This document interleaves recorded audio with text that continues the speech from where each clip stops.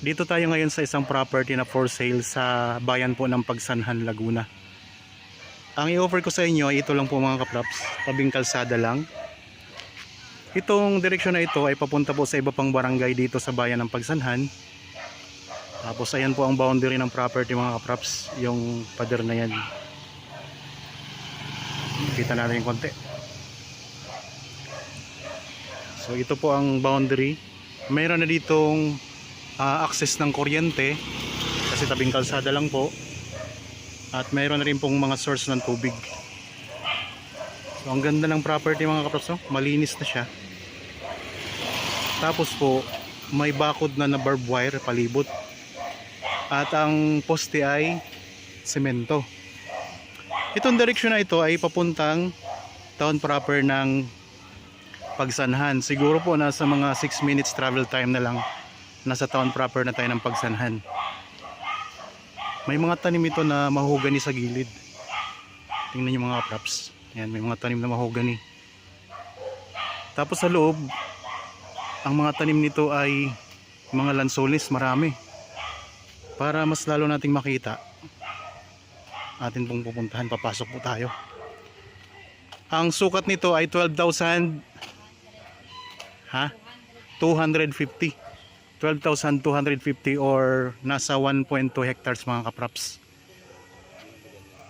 Yan, meron kayong katabi din na farm mga kaprops. Tapos ito yung pinaka dulong boundary. Ayan, so may mga tanim din po na mga mahogany yan, ang gilid. So yun, ang ganda mga kaprops. Ito bagong tabas lang po, kaya ayos na ayos. Pasok tayo. Okay, nandito na tayo sa loob ng property mga kaprops. So ikutin natin to para makita nyo ang ganda nito. Yan, ang mga bakod nya barbed wire na. Yung mga bakod na yan, tabing kalsada lang. Ayan lang pong kalsada. Ito, ang daming tanim mga kaprops. Income generating property. Puro mga lansones ang tanim nito. Tapos mayroon ding mga tanim na mga puno ng niyog. Excuse me po. Sa mga viewers natin ngayon na naghahanap ng property dito sa bayan ng Pagsanhan, Laguna, ayan, ang ganda nito mga kaprops. Farmlot, patag na patag. Ikot na natin ang camera.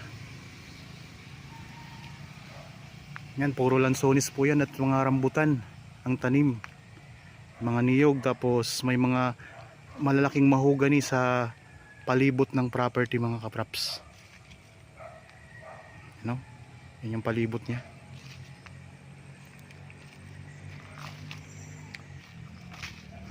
Ang bayan po ng Pagsanhan ay kilala po sa tourist capital of Laguna mga kaprops. Kaya marami din dito mga dumadayong mga turista. Yan, meron ding puno ng dalanghita. Marami pala tong tanim. Excuse me po.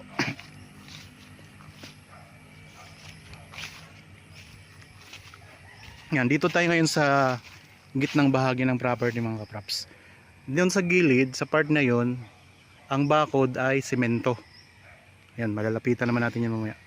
Ikot ko lang uli ang camera ha, para mas maganda mga kaprops. Yan, daming mga puno ano. Patag ang lupa. Saka malapit na sa bayan mismo. Kung interested po kayo, ayan lang po ang contact details namin. Pwede nyo po kaming kontakin sa Facebook Messenger, cellphone number. Meron tayong WhatsApp at meron din tayong Viber mga kaprops. Tara, ikutin natin to. Punta tayo dito sa may bandang likuran.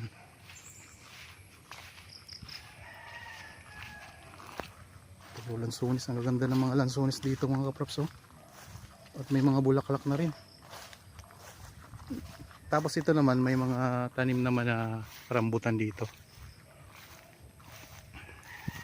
Puntahan natin ang corner.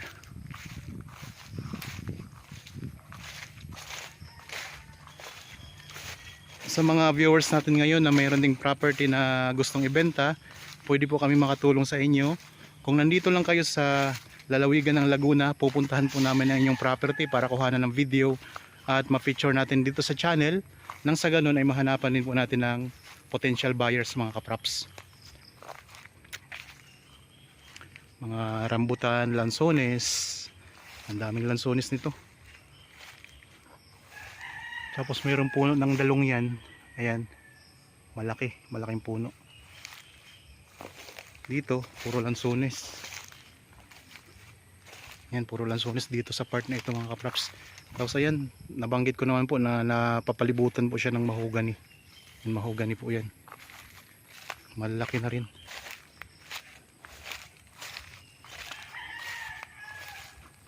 Ayan dito, wala na kayong problema sa bakod oh. Ang bako dito sa kabilang gilid ay sementado na. Tapos meron kayong katabing property din na farm. Tapos may bahay na rin mga kapraps. Ayun, yung katabi ninyo. Bali ang korte ng lupa ay square. Tapos dito medyo may umusli na konti dito mga kapraps. Medyo malawak dito sa part na ito. Ayan. Kasi hanggang dito yan yung pinaka corner nya. Tapos pag ganun umusli siya, lumawak dito sa may bandang likuran. At yan, may bakod na kayo na na sementado. Yan, may mga ano pa rin, mga mahogany pa rin. Mahogany pa lang ay sulit na kayo dito. Ano yan sa likod? May ilog ba to? Natin tingnan natin. Parang liter L ano. Daming mga mga ano, lansones. Mga ilan kaya tong ano? Ilan ang napapakyaw dito na lansones? Ang dami no? Mga 150 plus. Na puno? Parang hindi lang. Puno eh. Mayroon ding guyabano.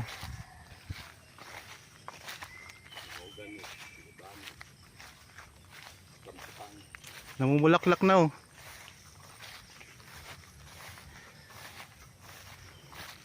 Dito medyo korting L siya. Kasi sako pa yan mga kapraps dito. Parang binakuran na siya ng mahogany ano. Puro mahogany oh. Yan. Tapos may bakod na rin dito na semento mga kapraps oh. Tapos dito sa may likuran, pinakalikudan, mayroong ano, mga tanim na kawayan. Tara, puntahan natin. Daming mga niyog din. Kaya ano to, kumikita na to mga kapraps na property. Mayroon palang ilog dito. Yan, may santol, malaking santol oh mga kapraps. May santol din pala to na sakop. Ayan. May malaking santol. Yan yung katabi niya na bahay. Rest house. Yan, pwede din kayo dito magtayo ng rest house. Tapos ito na yung pinaka boundary ng property mga kapraps. Yan, boundary na to. Pupunta lang tayo sa ano, kasi may nakita akong ilog dito eh. May ilog dito, may pa-slope na konti, pero konting slope lang siya. Tapos nasa ilog na tayo. Ayun, ayun ang ilog mga kapraps.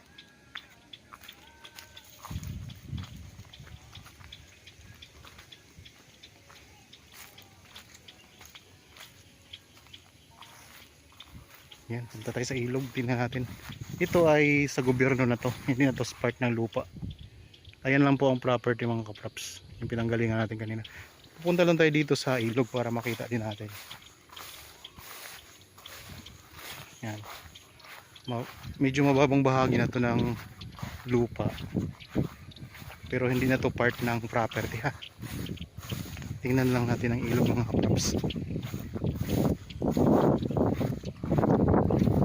Ako na pong bahala sa inyong ano, pag ano, virtual tripping. Dadalhin ko kayo sa mga property na mga ganda. Ayun ang ilog.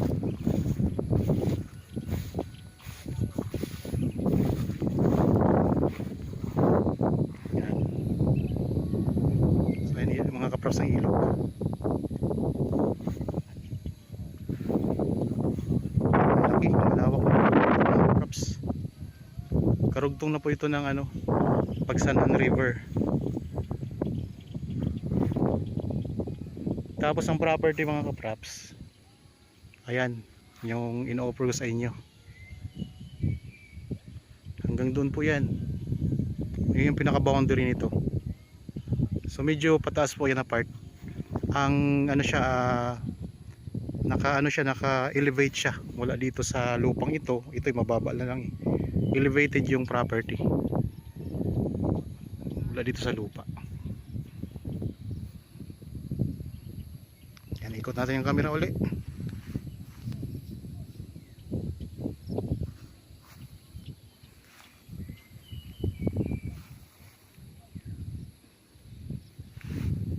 Yan ang property. Yan ang ilog. Okay, balik na tayo sa property mga kaprops. Malawak pa no? Sa gobyerno na to. Sa gobyerno na to. Balik na tayo. Sinakita ko lang ang ilog para baka may gusto sila. Ang laki ng lawak. Yan, pwede itong gawing ano mga kaprops. Pwede kayo magtayo dito ng resort. Tapos yan, pwedeng rest house. Babalik na tayo doon sa loob. Nakita nyo na po ang ilog. Karugtong na yan ang Pagsanhan River no? Pakatbas yung malaking ilog. Yung daan ng tulay. Kaya pala malawak. Yan, may mga tanim na kawayan. Yan, ito na yung boundary niya ng property na itong papasukin natin ulit. Yan, may mga tanim na rin siya na Carabao grass.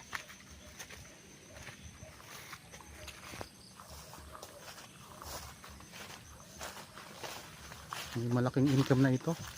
Malapit na uli ang ano, bungahan ng lansones. Ang dami ng mga bulaklak. Anong ano po ito? Anong variety? Longkong. Mga longkong. Saka yung original. Mga longkong pala to. Original na happy. Meron din kayong guyabano.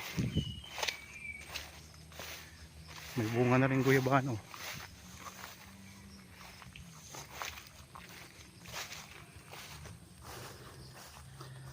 Okay, ang tanim po dito sa loob ng property ay mga lansones, guyabano, may mga rambutan, may santol,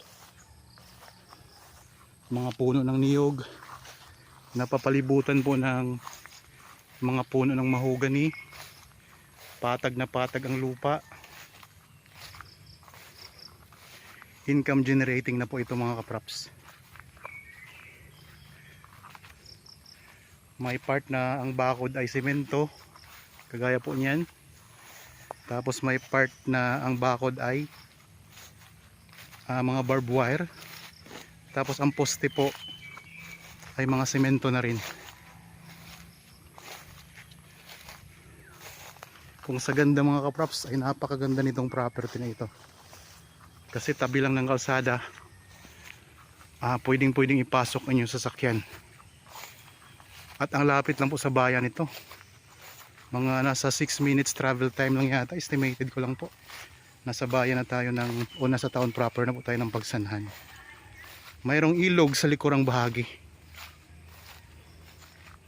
Kaya sa mga viewers natin ngayon na naghahanap ng property na may ilog na boundary, ito maganda mga kaprops. Meron ding tanim na dalang hita. Ayan. So, talagang lansones ang pinakamarami dito ang tanim mga kaprops. Kung sakaling gusto nyong magpa-schedule ng viewing para makita itong property ng personal, kontakin nyo lang po kami. At kung may mga tanong kayo na wala dyan sa description box, tawagan nyo lang po kami mga kaprops o kay chat or text para masagot namin yung katanungan ninyo.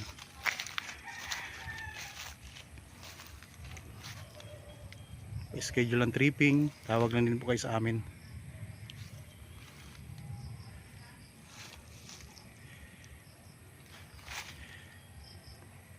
Ang presyo po ay makikita nyo sa description box at sa title nitong video mga kaprops. Ang sukat ay nasa 1.2 hectares titulado. Okay, naikot na natin ang property.